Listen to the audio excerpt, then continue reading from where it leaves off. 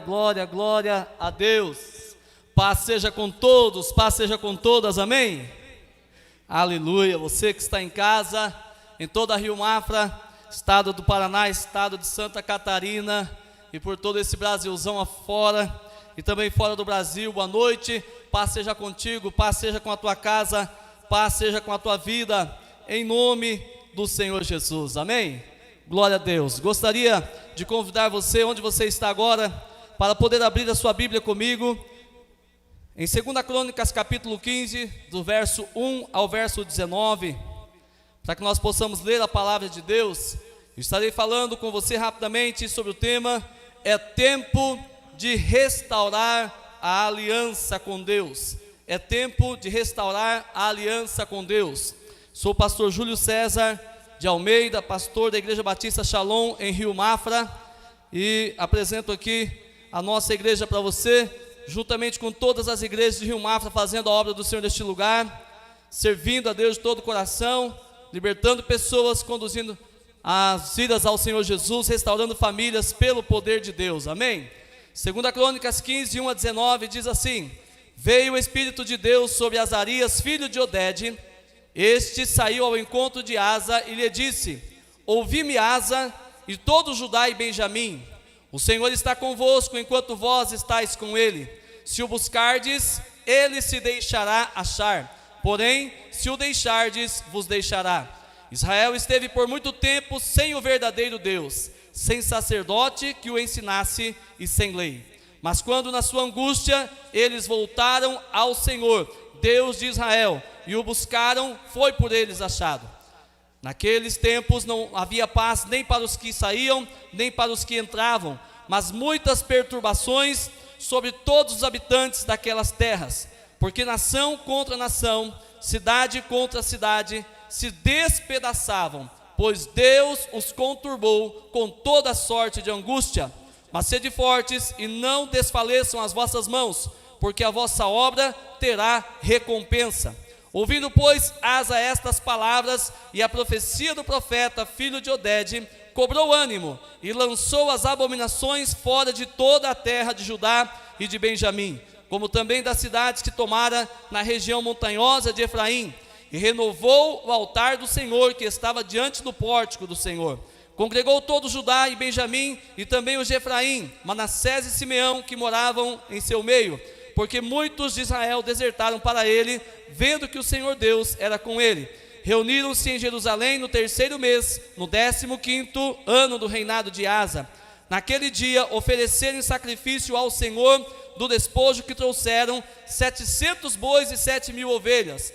Entraram em aliança de buscarem ao Senhor, Deus de seus pais, de todo o coração e de toda a sua alma, e de que todo aquele que não buscasse ao Senhor Deus de Israel morresse, tanto menor quanto maior. Tanto homem como mulher juraram ao Senhor em alta voz, com júbilo e com clarins e com trombetas. Todo Judá se alegrou por motivo deste juramento, porque de todo o coração eles juraram, e de toda boa vontade buscaram ao Senhor, e por eles foi achado. O Senhor lhes deu paz por toda a parte. Amém? Glória a Deus. Senhor, fala conosco por meio da tua palavra, instrua-nos segundo a tua vontade, corrige-nos segundo o teu propósito, e restaura conosco, Senhor, a tua aliança nesta noite, em nome de Jesus, amém. Glória a Deus, queridos. Texto maravilhoso da palavra do Senhor, não é verdade? Eu gosto muito deste texto, já preguei algumas vezes sobre ele, e sempre que posso e tenho oportunidade, eu volto a meditar e a compartilhar sobre essa escritura. Nós percebemos, numa primeira análise a respeito do texto que acabamos de ler, que Deus, quando Ele vai chamar a atenção de um povo, Ele começa falando com o seu líder. Então Deus envia o profeta Azarias, filho de Oded, e ele se dirige a Asa, rei de Judá e Benjamim, o reino do sul na época. E então, queridos, ao invés de Deus falar diretamente com o povo, Deus fala primeiramente com o seu líder. É certo que Deus pedirá contas das nossas vidas individualmente, mas toda vez que Deus fala com um grupo, Ele começa pelo líder, aquela pessoa a quem Ele confiou a responsabilidade. de dirigir, de governar, de liderar, de conduzir as pessoas ao caminho do Senhor e a fazer aquilo que é reto e aquilo que é justo. Por isso, querido, se você é um pai de família, se você é mãe, se você é o líder de uma igreja, é o líder de uma empresa, o líder de uma escola, o líder de uma cidade, de um estado ou de uma nação, quando Deus vier chamar a atenção deste grupo, Ele vai começar por você. Seja você responsável para apresentar, aprovar o povo que você lidera diante do Senhor, porque Ele pedirá contas da liderança que Ele colocou na sua mão. A segunda coisa que destacamos aqui neste texto é que o relacionamento com Deus não é unilateral, ou seja, não dá para Deus ter relacionamento conosco sem que nós queiramos ter um relacionamento com Ele. Isso fica muito claro ali no verso 2, na parte B, quando o profeta diz assim ao povo: o Senhor está convosco, enquanto vós estáis com Ele. Se o buscardes, o achareis, mas se o deixardes, Ele também vos deixará. Já ouviu aquela história que quando um não quer, dois não? Briga não, irmão, crente não briga, não brinca, não casa, não vai pescar junto, né? Nada se faz em dupla ou em coletividade quando alguém não quer. Precisa que as duas partes estejam interessadas e envolvidas no processo, para que haja um relacionamento ou qualquer tipo de parceria. Mas tem muitas pessoas que estão vivendo distante de Deus, tocando a sua própria vida, vivendo a sua própria maneira, fazendo aquilo que bem entende, e acha que de alguma forma, ainda assim, Deus está lá, de alguma forma, segurando a barra, protegendo, livrando do mal e pronto para abençoar.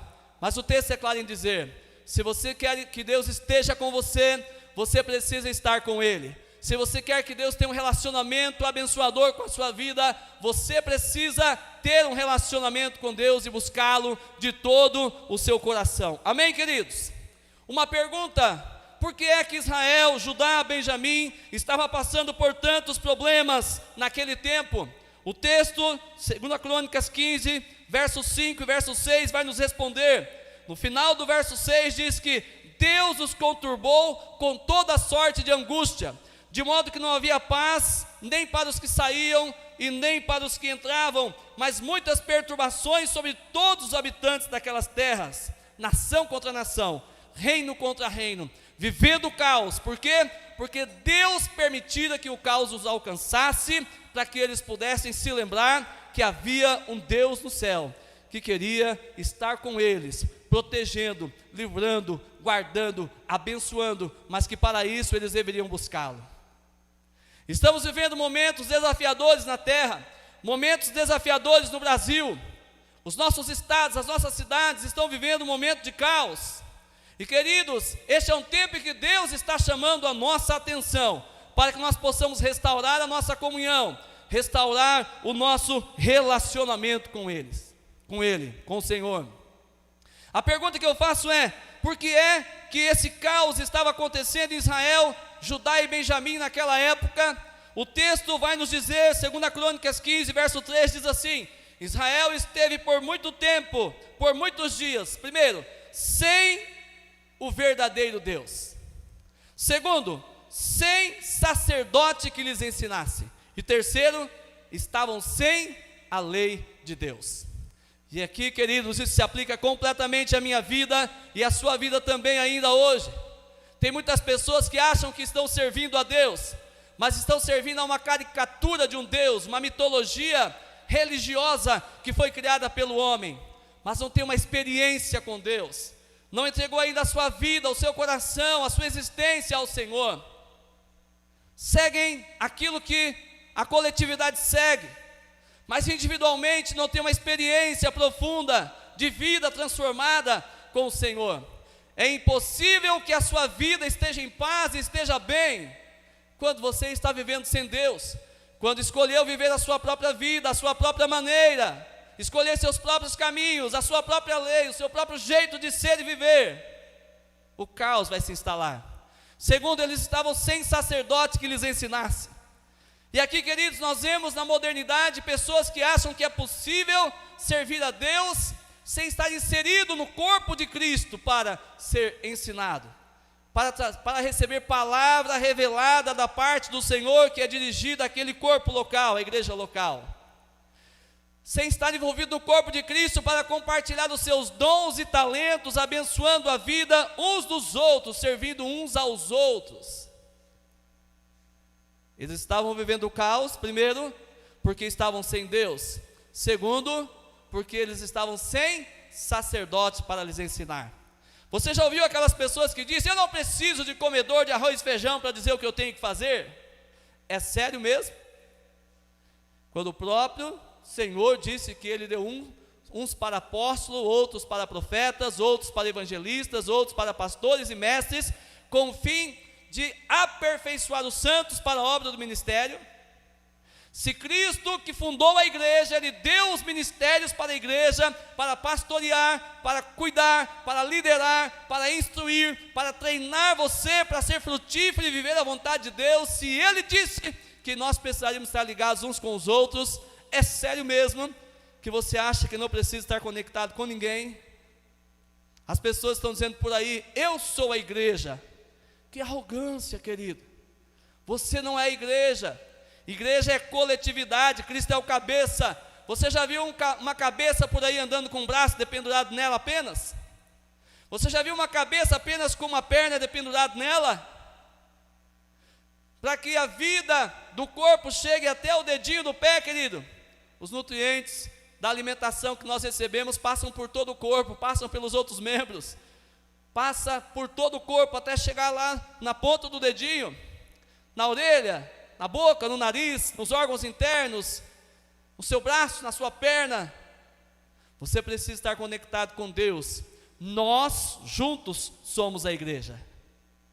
A igreja não sou eu, a igreja somos nós. E se estamos juntos, somos igreja. Sozinho não posso ser igreja. Terceiro, estavam vivendo o caos porque passaram muito tempo sem a lei de Deus. 3 coisas para que o caos se instale na vida de alguém é: a ausência de Deus, a ausência de pastoreio, de sacerdócio, de ensino, e a ausência de estudar, apreciar, receber por revelação e colocar em prática a palavra de Deus na sua vida. Toda vez que o homem deixar a Deus, abandonar o sacerdócio e abandonar a palavra, Deus vai permitir que a conturbação apareça, para que essa pessoa se lembre que Ele existe. Agora, qual foi a resposta do rei Asa, o líder daquela nação, que recebeu essa advertência? Primeiro, a Bíblia diz para nós, em 2 Crônicas 15:8, o texto que lemos, no verso 8, a parte A, ele diz assim: ouvido, pois, Asa estas palavras e a profecia do profeta, filho de Oded, ele cobrou ânimo. Isso fala de tomar uma atitude, amém? Segundo, ele lançou fora as abominações. Isso fala de arrependimento, de entender que está vivendo no pecado, seguindo a idolatria, seguindo a abominação, seguindo todo tipo de quebra de mandamento da palavra do Senhor. Lançar fora as abominações significa arrepender-se de todo o coração e buscar em Cristo Jesus o seu perdão. Terceiro, Asa mandou que se restaurasse o altar. Verso 8 ainda, a parte B: renovou o altar do Senhor que estava diante do pórtico do Senhor. E no verso 11 diz: e ofereceram naquele dia em sacrifício 700 bois e 7.000 ovelhas. Aleluia! Restaurar o altar, querido, é voltar a ter uma vida de relacionamento com Deus. Altar é o lugar onde o sacrifício é entregue, e nós somos o sacrifício vivo, que caminha com as próprias pernas até o altar, para se oferecer em oferta ao Senhor.